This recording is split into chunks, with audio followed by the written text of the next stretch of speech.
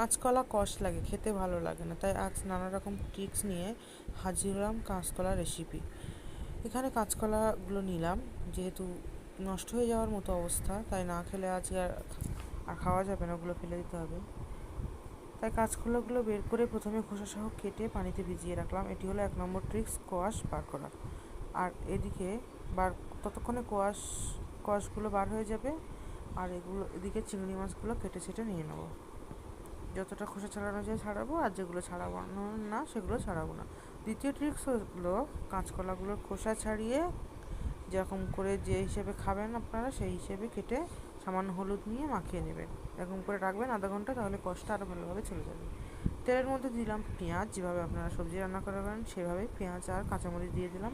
একটু ভাজা হয়ে গেলে, আর এদিকে আমি কাঁচকলার সঙ্গে কয়েকটা আলু দিয়েছিলাম, ধুয়ে নিয়ে এসেছি। আর এক সাইডে আমি কাঁচা চিংড়ি মাছগুলো ভেজে নিয়েছিলাম।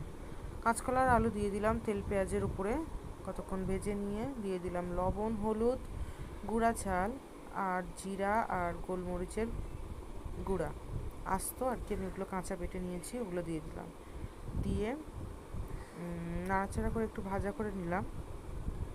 এই গোলমরিচ আর জিরা দেওয়ায় কাঁচকলার একটা যে কাঁচা গন্ধ যারা সহ্য করতে পারে না, এটা চলে যাবে। এভাবে ট্রাই করবেন। তারপরে এটা নাড়িয়ে চাড়িয়ে ঢাকনা চাপা দিলাম। তারপরে ঢাকনা খুলে দিয়ে দিলাম ভেজে রাখা চিংড়ি মাছগুলো।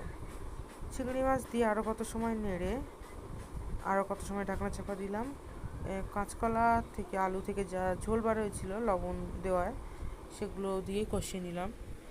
তারপর দিয়ে দিলাম এক্সট্রা পানি দিয়ে কত সময় কষিয়ে নিলাম, ঢাকনা চাপা দিয়ে দিলাম।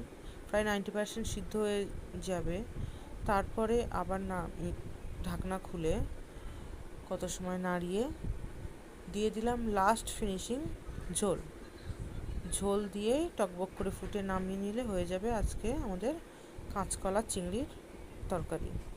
এভাবে আপনারা ট্রাই করতে পারেন। কাঁচকলার কষ লাগবে না, খেতেও সুন্দর লাগবে। বেশ ঝোল রাখবেন না, একটু মাখা মাখা ঝোল রাখবেন, তাহলে খেতে খুব সুন্দর লাগবে। আমার ভিডিওটি যদি কোনো অংশে ভালো লেগে থাকে, প্লিজ লাইক, কমেন্ট, সাবস্ক্রাইব করবেন। পাশে থাকা বেল আইকনটি প্রেস করে দেবেন প্লিজ।